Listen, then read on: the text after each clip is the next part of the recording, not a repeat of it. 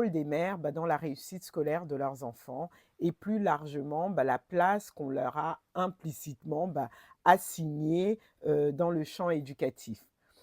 Parce qu'en fait, derrière les fleurs, les hommages, les messages d'amour, il y a aussi une réalité structurelle, celle d'un rôle maternel qui est façonné, imposé et chargé d'injonctions silencieuses, en particulier lorsqu'il s'agit de la réussite scolaire. Ayant éduqué mon enfant en grande partie au Japon, j'en ai pleinement conscience. Ce que nous disent les recherches, c'est que la mère est la chef d'orchestre silencieuse de la réussite scolaire. Dans l'immense majorité des familles, ce sont les mères qui portent la charge éducative quotidienne, une charge à la fois qui est logistique, émotionnelle et cognitive, tout en étant stratégique. Comme l'ont montré les sociologues comme Bernard Lahire, Annette Larraux, la réussite scolaire se joue d'abord dans les pratiques quotidiennes de socialisation familiale et ces pratiques, elles sont largement organisées par les mères. C'est par exemple les routines d'apprentissage, le langage, le rapport aux livres, les stimulations intellectuelles, le suivi des devoirs, le choix des activités scolaires, extrascolaires et de leurs pratiques.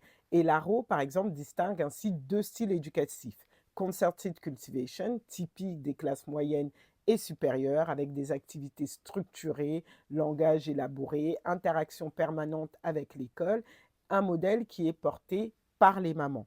Et le second modèle, c'est Accomplishment of Natural Growth, plus courant dans les milieux populaires où l'enfant évolue davantage dans l'autonomie, mais aussi il est moins accompagné de manière cadrée sur le plan scolaire.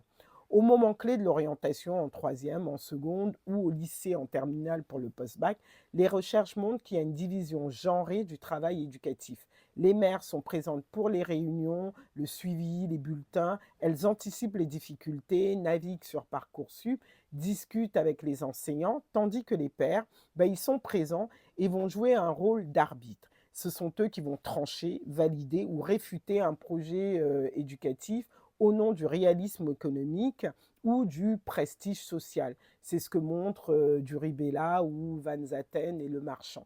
Cette division du travail éducatif, elle se retrouve dans toutes les classes sociales, mais elle est d'autant plus marquée dans les familles issues de milieux populaires ou de l'immigration, où les mères jouent souvent à elles seules le rôle de boussole scolaire.